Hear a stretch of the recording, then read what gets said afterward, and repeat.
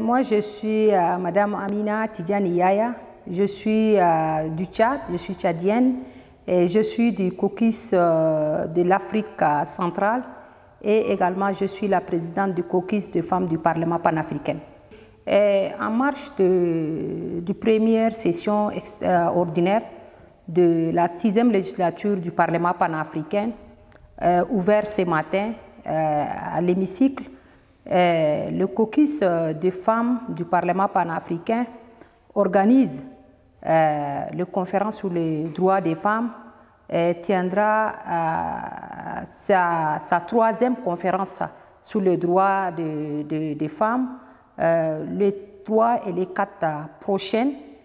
Cette conférence est placée sous le thème l'autonomisation et l'inclusion de femmes dans la gouvernance. Des panels seront organisés à cette occasion.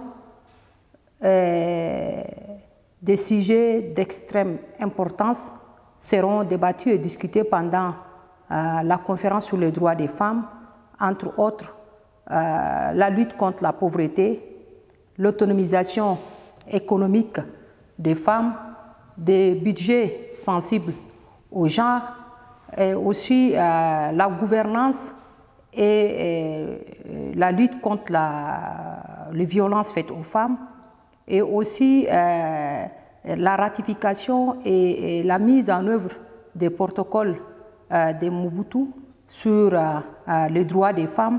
Il y aura aussi d'autres discussions et des résolutions fortes seront prises sur la question des violences faites aux femmes et l'autonomisation économique de la femme africaine. Et cette conférence verra la présence de parlementaires, les membres du Parlement panafricain, les ambassadeurs accrédités en Afrique du Sud, les organisations des Nations Unies,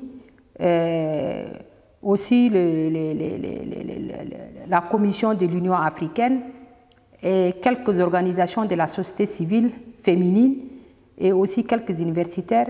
Et également, nous avons quelques parlementaires nationaux, c'est-à-dire du Parlement nationaux de l'Afrique, qui vont aussi prendre part à ces assises. Et cette conférence a pour objectif principal de permettre aux participants de se familiariser avec les parlementaires et plus particulièrement avec les femmes législateurs et souligner leur rôle dans la rééducation des écarts existants sur la question des droits des femmes et puis entre les écarts existants entre les cadres juridiques et politiques et aussi les réalités dans nos pays africains.